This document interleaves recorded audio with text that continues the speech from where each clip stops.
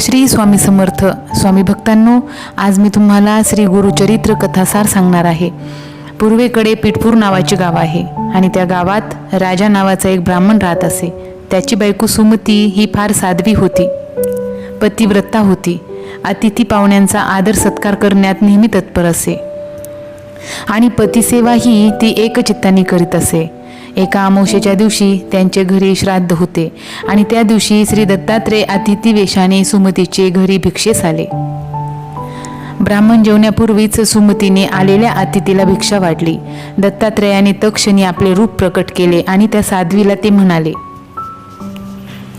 माते, तुला जे पाहिजे ते माग. हे दिव्य स्वरूप पाहून सुमतीने दत्तात्रेयांचे पाय धरले आणि मनोभावे नमस्कार केला आणि म्हणाली, मला पुत्र व्हावा, ज्ञानवंत आपुल्यासारखा. जे झाले ते मृत आणि वाचले ते झाले आंधळे पांगळे. तिचे हे वचन ऐकून दत्त प्रसन्न झाले. त्यांनी तिला वर दिला, तुला पुत्र होईल आणि तुझ्या वंशाचा उद्धार करील, ज्ञान मार्गी व अति बलवान होईल, असे सांगून श्री दत्तात्रेय अदृश्य झाले. तिला मनात खूप आनंद झाला. तिने हा सारा वृत्तांत आपल्या पतीला सांगितला. तेव्हा पतीलाही खूप आनंद झाला. थोड्याच दिवसात सुमती गरोदर राहिली आणि 9 महिने पुरे होताच तिला एका चांगल्या दिवशी पुत्ररत्न झाले.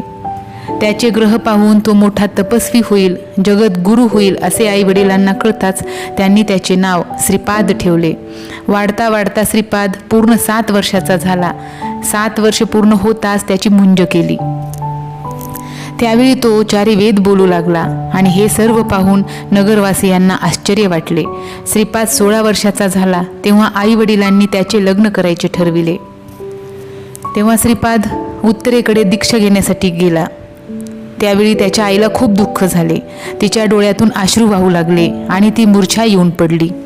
आईचे दुःख पाहून श्रीपादने आईच्या डोळ्यातील अश्रू स्वतःच्या हाताने पुसले आणि आईला म्हणाला, तू काही चिंता करू नकोस, तुला जे पाहिजे ते मी देईन. तेव्हा ती म्हणाली, माझे आणखी 2 पुत्र आहेत, एक आहे आंधळा आणि एक आहे पांगळा. त्यातला कोणता मुलगा आम्हाला सांभाळणार, पोसणार आणि कोणता मुलगा आमचे रक्षण करणार? आईचे वचन ऐकून श्रीपादने आपल्या भावाकडे अंतर्दृष्टीने पाहिले व त्यांच्यावर कृपादृष्टी टाकून त्यांना सुदृढ केले. दोघेही सगुण झाले.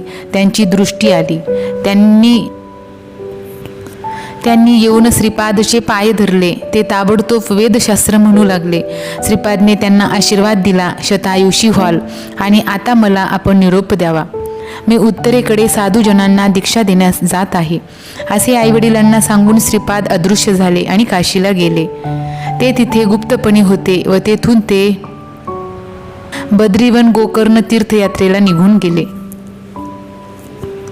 फार पूर्वीची गोष्ट आहे. गोदावरीच्या काठी अंगिरस ऋषींचा आश्रम होता. त्या आश्रमात नाना तऱ्हेचे वृक्ष होते, मृगवस्ती होती. त्या ठिकाणी ब्रह्मा ऋषी तप करीत असत. त्यात वेदधर्म नावाचे ऋषी तप करीत. आश्रमात त्यांचे पुष्कळ शिष्य होते. ते सर्व वेदशास्त्राचा अभ्यास करीत. त्यात दीपक नावाचा एक शिष्य होता. तो शास्त्र पुराणात निपुण होता. तो आपल्या गुरूंची मनोभावे सेवा करीत असे. एके दिवशी वेदधर्म ऋषींनी आपल्या सर्व शिष्यांना एकत्र बोलावून घेतले आणि म्हणाले, ऐका शिष्य, पूर्वजन्मीची माझी सहस्रावधी महापातके अनुष्ठानाने नष्ट झाली आहेत, परंतु त्यातील काही पातके अजून शिल्लक आहेत. ती भोगल्या वाचून माझी यातून सुटका होणार नाही. प्रायचित्त घेण्यासाठी मला काशीला जाऊन राहावे लागेल. तेव्हा माझी सेवा करण्यासाठी या सर्व शिष्यात जो कोणी सामर्थ्यवान असेल त्याने ताबडतोब मला सांगावे. त्या सर्व शिष्यात दीपक नावाचा एक शिष्य होता. त्याला आपल्या गुरुबद्दल फार भक्ती होती. तो आपल्या गुरुला म्हणाला, गुरुदेव, मी आपली सेवा करीन. आपल्या शिष्याचे वचन ऐकून वेदधर्म ऋषी म्हणाले, काशीला जाताच माझ्या शरीराला असाध्य रोग होईल. मी आंधळा होईल, पांगळा होईल, माझ्या शरीराला दुर्गंधी सुटेल. दीपकने आपल्या गुरूंचे पाय धरले आणि तो गुरु सेवा करण्यास तयार झाला. दीपक म्हणाला, मी आपल्याला काशीला घेऊन जाईन आणि 21 वर्षे सेवा करीन. वेदधर्म ऋषींना घेऊन दीपक काशीला गेला. श्री क्षेत्र काशी येथे पुण्यतीर्थ मणिकर्णिकाजवळच विश्वनाथाचे मंदिर होते. अशा ठिकाणी गुरु शिष्य दोघेजण आश्रम बांधून राहिले. गुरु आपल्या नशिबाला भोगत होता. गुरुला कुष्ठरोग झाला. कुष्ठरोगाने गुरुचा देह भरून गेला. त्या रोगातून रक्त, पू, कृमी बाहेर पडत असे. दीपक रोज भिक्षा मागून गुरुला अन्न आणून देत असे. अहोरात्र गुरुची सेवा चालू होती. एक विश्वनाथ स्वरूप समजून तो आपल्या गुरूंची मनोभावे सेवा करी. एखादे वेळी गुरु चिडत असत. भिक्षा आणली असता गुरु जेवत नसत. रागाने सर्व अन्न जमिनीवर फेकून देत असत. शिष्याला शिव्या देत. त्याच्याशी गुरु कधी गोड बोलत नसत. त्याला नेहमी टोचून बोलत असत. परंतु गुरूंचे दोष मनात न आणता दीपक आपल्या गुरूंची ईश्वर समजूनच सेवा करीत राहिला. गुरु जे जे अन्न मागित ते अन्न दीपक आणून देत असे. काशी क्षेत्र थोर असले तरी दीपकने कधीही विश्वनाथाचे दर्शन घेतले नाहीत. गुरु हाच ईश्वर समजून तो गुरूंची मनोभावे सेवा करीत राहिला. दीपकची गुरुभक्ती पाहून श्री शंकर प्रसन्न झाले आणि दीपकच्या पुढ्यात येऊन उभे राहिले. त्यांनी दीपकला वर मागण्यास सांगितले. दीपक म्हणतो, हे शंकरा, मी गुरुला विचारल्याशिवाय वर मागणार नाही. दीपक गुरुकडे गेला. गुरुला विनवून म्हणतो, विश्वनाथ, आपल्याला प्रसन्न झाले आहेत, तेव्हा आपल्या सर्व व्याधी बऱ्या व्हाव्यात म्हणून मी वर मागेन. परंतु शिष्याचं वचन ऐकून गुरु अतिशय क्रोधायमान झाला. इच्छा असूनही दीपक भगवान शंकराजवळ वर मागू शकला नाही. हे सर्व पाहून शंकराला आश्चर्य वाटले आणि ते निघून श्री शंकर वैकुंठाला गेले.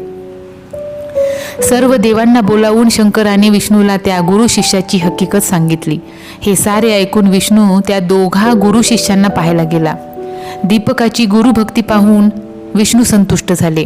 त्यांनी दीपकला वर मागण्यास सांगितले. तेव्हा दीपक म्हणाला, देवा, अनेक ऋषी मुनी अरण्यात तप करीत आहेत. त्यांना तू वर देत नाहीस. त्यांना तू उदास करतोस. मी तर तुझी भक्तीच करत नाही, तुझे नामस्मरणही करत नाही, आणि तू मला वर कसा देतोस? तेव्हा विष्णू म्हणाले, जे गुरुभक्ती करतात ती माणसे आम्हाला फार आवडतात, प्रिय असतात, आणि त्यांनाच आम्ही जे पाहिजे ते देतो. तेव्हा तू वर माग. यावर दीपक म्हणाला, हे विष्णुदेवा, मला माझ्या गुरुचे खरे स्वरूप ओळखता येईल असे ज्ञान व्हावे.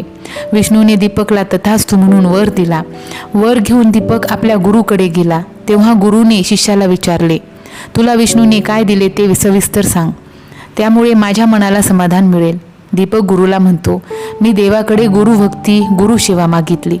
तेव्हा प्रसन्न होऊन मला विष्णूंनी वर दिला. गुरुला मोठा संतोष वाटला आणि गुरुने दीपकला साक्षात्कार दिला. गुरुचा कुष्ठरोग नाहीसा होऊन दिव्य देह धारण केलेला वेदधर्म ऋषी प्रत्यक्ष त्याच्या पुढ्यात उभा राहिला आणि त्याला वर दिला.